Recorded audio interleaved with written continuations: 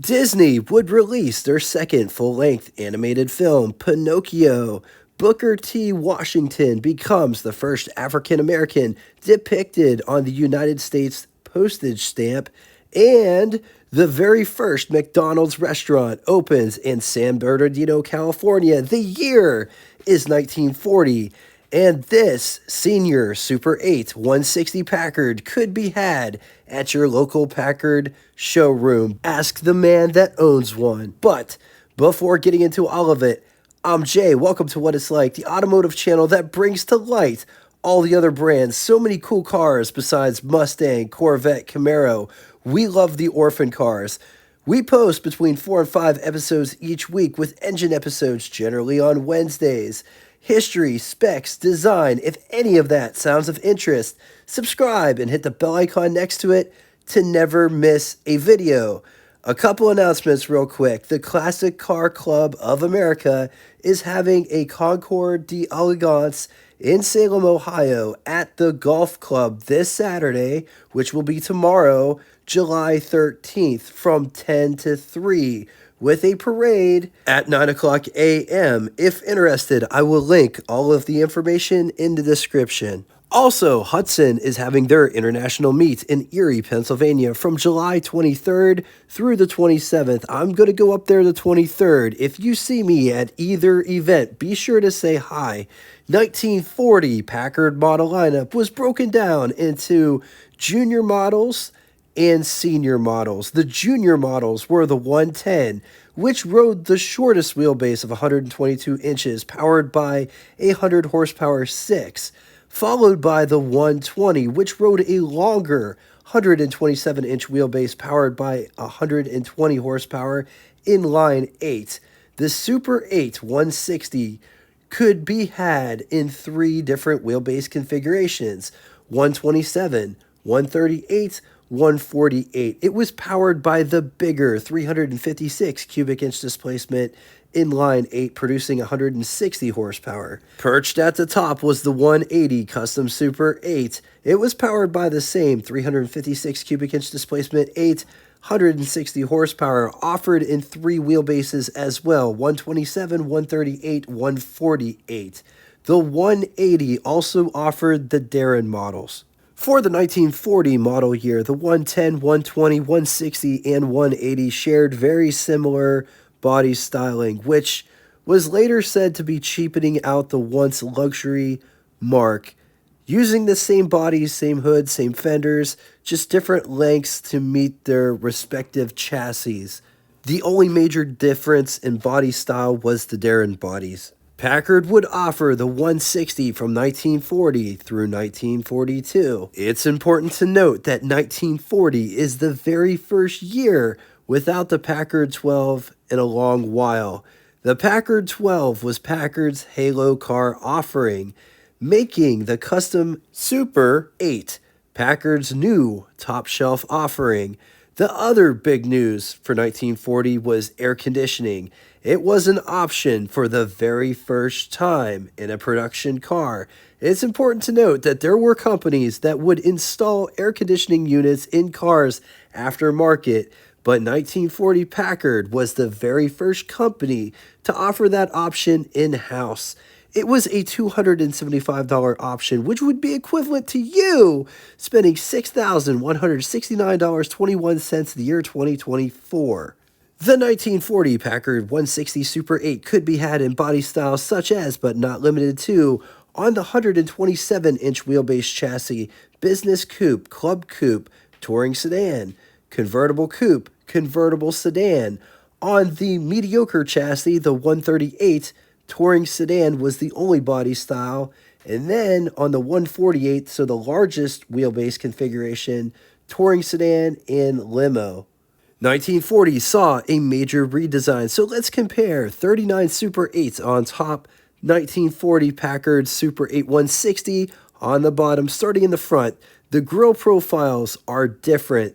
It's slanted on the 39 and more upright on the 40. Also look at the 39, and this was only on Senior Packard's Super 8 and 12. The grille has bright bar, then it's painted body color, and then it's bright bar alternating, which gives it a very unique look. That was only done for 1939.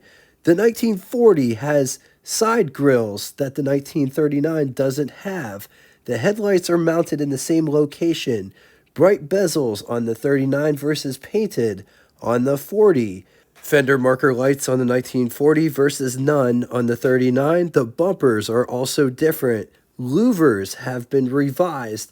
Side mount cases are also different. Moving aft, the taillights are completely different. The 40 has an external trunk rack, which was an option.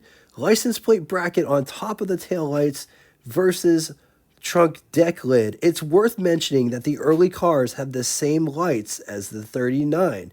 Jumping inside to take a closer look at the dash and interior situation, which are very similar in layout. Rounded gauge faces versus square gauge faces on the 40. The steering wheels are different. The 1940 is trimmed out in Bakelite plastic, whereas the 39 isn't. Which one do you like better? Let's talk specs. 211.7 inches long, 77.6 inches wide. It rides a wheelbase of 127 inches. It weighs 3,800 pounds. Price $1,800, which would be equivalent to you spending $40,380.30 in the year 2024.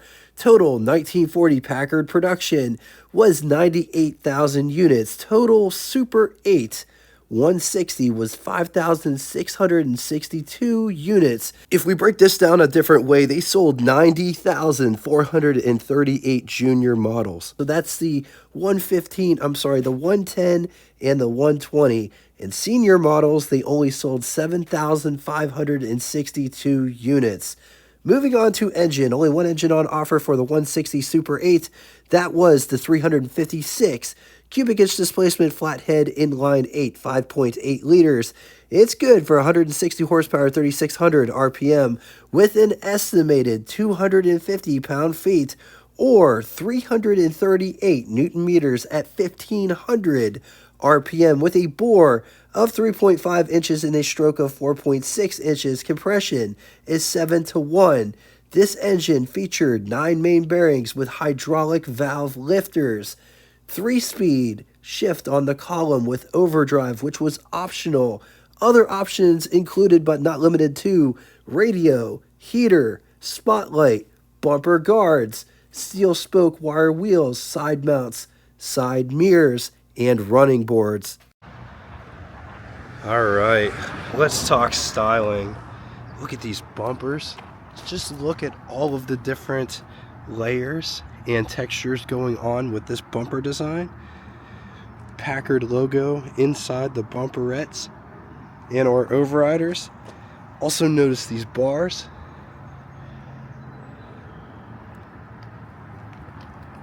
This one has the fog lights. Just look at these nice grills.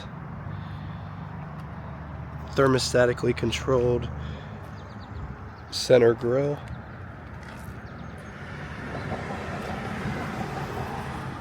Absolutely gorgeous mascot. It's an art piece within itself. This car has a center line that goes back towards the split windshield. Also notice it doesn't cover up the hinge for the hood. The hood opens totally different.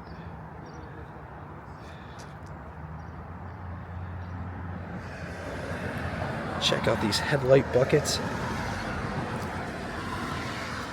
Look at how it has a center fin.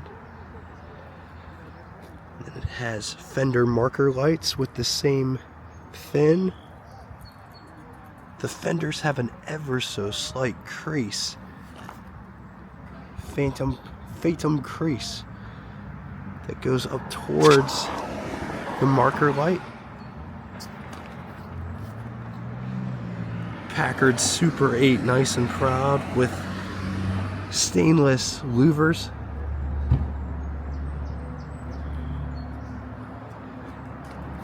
This car has side mounts, which are in these the tires are inside these cases.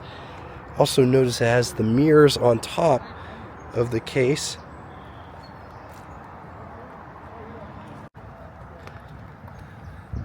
The fenders are just rolled underneath. Also take a gander at this beautiful hubcap design. Notice how all of the different layers, it's almost like a cascading effect. And then it has all this beautiful pinstriping inside with beauty rings on the outside. Gorgeous. This car does have rocker trim. External cowl vent. The windshield wipers, they sit up on little pedestals and they're opposed.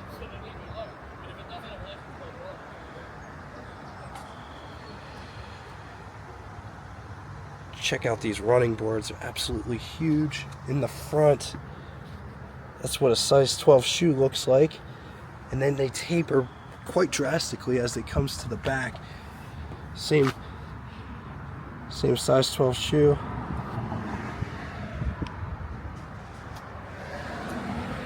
Check out this bead. It tapers as it comes back. It tapers back into the body right there. Rear fenders have an ever so slight crease that gets more predominant as it comes back to the bottom of the fender.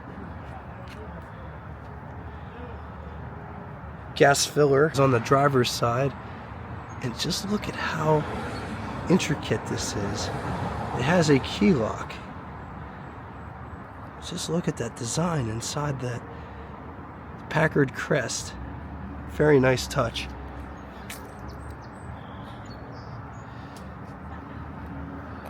The brake lights. The rear bumpers mimic the front bumpers, except for the fact it says Packard in a really nice script, and it doesn't have the overrider bars.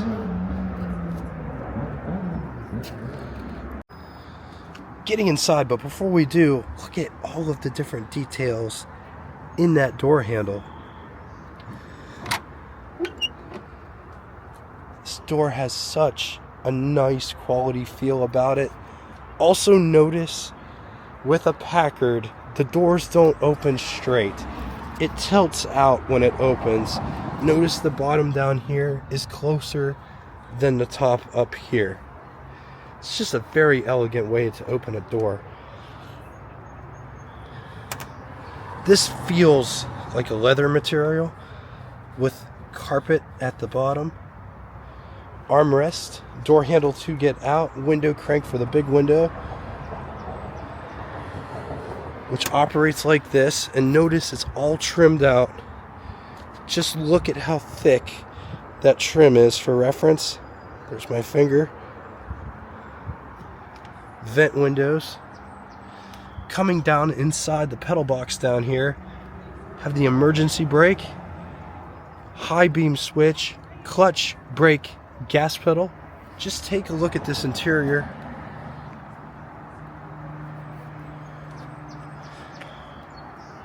Notice the owner was telling me that the first cars didn't have back seats back here. Instead they have jump seats, which is a really cool touch. Here is what over the hood looks like. Here is what first person over the hood would look like. On to the button switches and knobs, starting on the left and moving right. Coolant temperature, oil pressure, 120 mile per hour speedometer. Notice the numbers are singular. You have to add a 0 to the numbers mentally. 10, 11, 12 are flipped. Also look at the precarious way the 9 is positioned.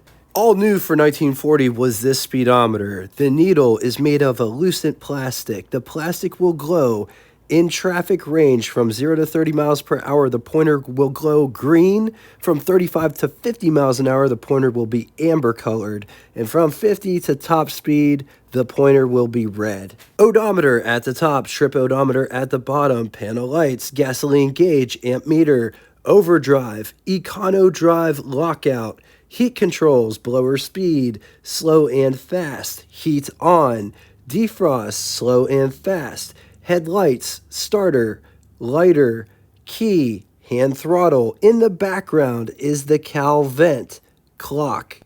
Up above, there are sun visors. Really, really nice. In the center, there's an oval style rear view mirror, as well as the convertible top latch. And another sun visor over there.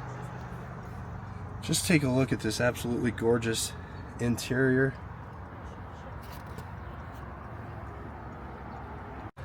So just take a look at this absolutely gorgeous engine. Packard straight 8.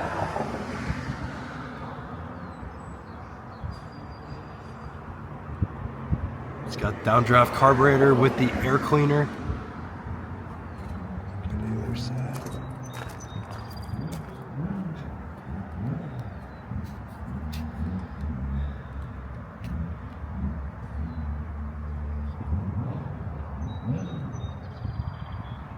Got the distributor. There's 2 horns.